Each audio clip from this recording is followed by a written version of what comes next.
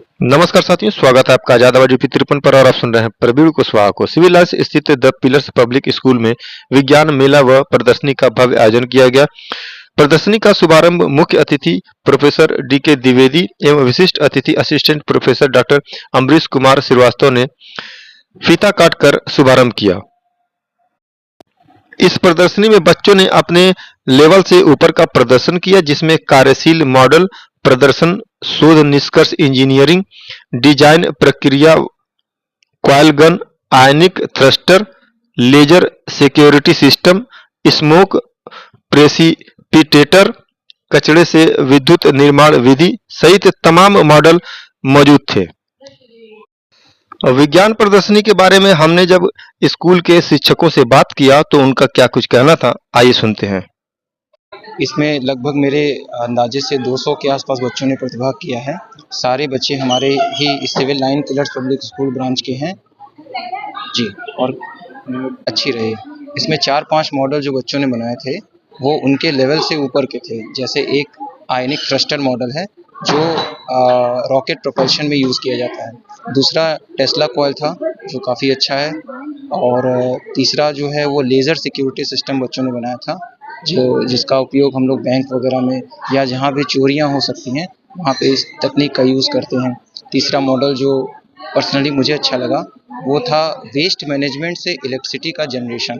जैसे कबाड़ कचरा वगैरह है उसको जला के और उसमें सोलर टेक्निक का यूज़ करके इलेक्ट्रिसिटी का विद्युत निर्माण। ये 3-4 मॉडल जो हैं बहुत अच्छे थे। दे वेयर वर्किंग ऑल्सो, मतलब वर्किंग मॉडल थे। बच्चों ने इसमें काफ़ी मेहनत की। मयंक त्रिपाठी। लगभग ये आप कह सकते हैं 15 दिन में बच्चों ने ये सारा प्रोजेक्ट बनाया है और रोज टीचर्स और बच्चे मिलकर साथ में ये प्रोजेक्ट कर रहे थे। और कुल मिला के जो प्रोजेक्ट्स रहे होंगे वो हमें लगता है 70 से 80 प्रोजेक्ट्स रहे होंगे। लगभग डेली से 1 से 2 घंटा लगभग बच्चों ने इन्वेस्ट किया है, तभी ये सारे प्रोजेक्ट बन के तैयार हुए। क्या मैसेज था इस प्रदर्शन का?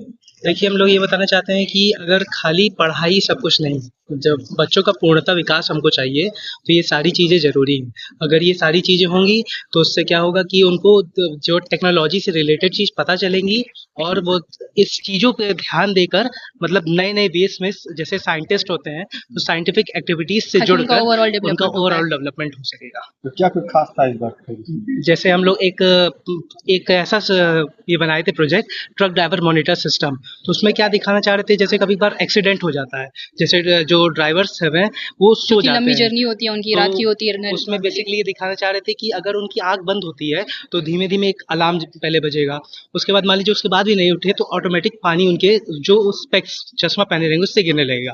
ऐसे कई सारे प्रोजेक्ट हम लोग बना के दिखाए थे। जैसे एक स्मार्ट सिटी था, उसमें इन्होंने दिखाया था कि अगर जो बिल्डिंग है उसमें नीचे मैग्नेट येलो लगा दिए थे कि जिससे कि अगर अर्थक्वेक आएगा तो वो थोड़ी बहुत हिलेगी और लोगों को समय मिल पाएगा कि आसानी से वो निकल पाए।